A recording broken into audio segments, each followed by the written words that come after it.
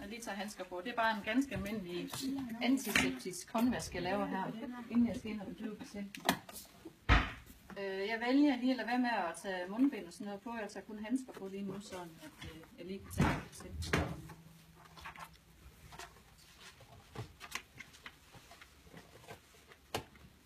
Og hvad skal vores patient så hedde af? Jeg synes, det skal være en dame. Det skal være en dame. Okay, det er måske en god idé at øve sig i det. Hvad skal hun så hedde? Susanne. Susanne? Okay. Susanne. Nå, hej Susanne. I dag der skal du lige have fjernet en visdomstand. Og det skulle være meget ukompliceret, fordi vi har taget et røntgenbillede, hvor vi kan se, at den ligger rigtig fint i forhold til nerven dernede, så der skulle ikke være noget. Der er der ingen krumninger på roden eller noget, så det skulle komme til at gå rimelig glat.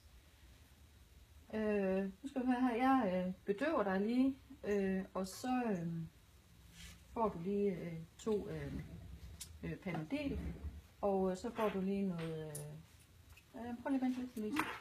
Det er sådan noget lige viser, hvad der skal ske der. Det er nemlig noget nyt, man skal. Men ellers fint. Så får du lige 2 Panodil, som så tager over, når bedøvelsen den holder op med at virke efter operationen, plus at bedøvelsen også vil virke lidt hurtigere.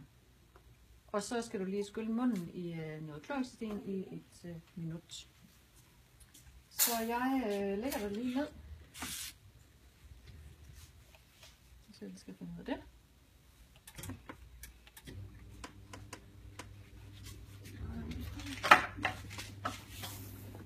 Skal du høre her, når vi kommer ind til selve operationen, så skal du gerne være godt bedøvet.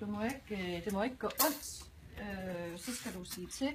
Du kan selvfølgelig mærke, at vi er dernede, og vi roder lidt, og det kan presse lidt, og det kan også være, at du hører nogle lyde, men det må ikke gå ondt, så skal du lige gå tegn.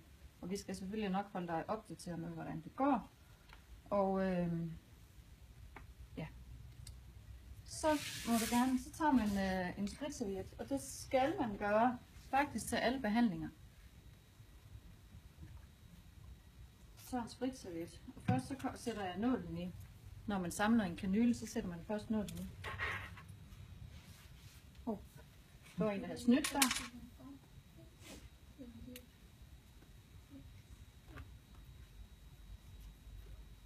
Og så skal man afspritte den membran, der sidder her på.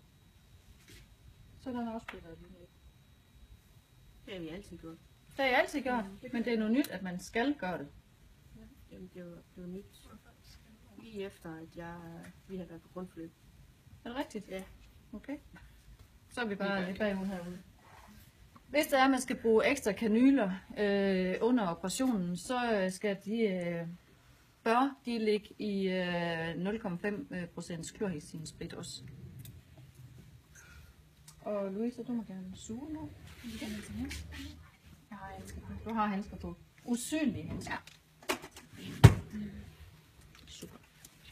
Og vi lægger en mandibular. Fordi knoglen er meget kompakt hernede, så man kan ikke bare nøjes med at lægge en infiltration. Og for at være sikker på, at gingiva er ordentligt bedøvet, så lægger jeg lige lidt infiltrationer her langs gingiva også. Og Louise, hun suger selvfølgelig, fordi det smager ikke særlig godt. Sådan. Og så skyller vi lige. Vi har ikke nogen dressingsprodukter, men det leger vi lige til her. Vi skyller, fordi det smager ikke dårligt. Eller smager dårligt, det kommer det også til næste til her. Sådan, Susanne, nu er du bedøvet, og så kommer du lige op og sidde. Og så får du lige 2 Panodil, som Louise hun lige kommer med her. Og jeg har valgt Panodil, fordi at det indeholder ikke acetylsalicylsyre, som er blodfortyndende. Og derfor må man gerne bruge Panodil. Sådan, og så værsgo, du må gerne have lov til at tage de her 2 piller. Ned i halsen med dem. Og så tager vi lige 0,2% klorhexidin, som Susanne hun lige skyller med i 1 minut. Det reducerer 95% af bakterierne i mundhulen. Det er faktisk ikke evidens for, at det virker, hvis man kun gør det præoperativt. Men det er til gengæld klinisk bevist, at hvis man både gør det før og man også skyller de der dage efter operationen, så har det en effekt. Så ja, du må godt cutte lidt, hvis der er.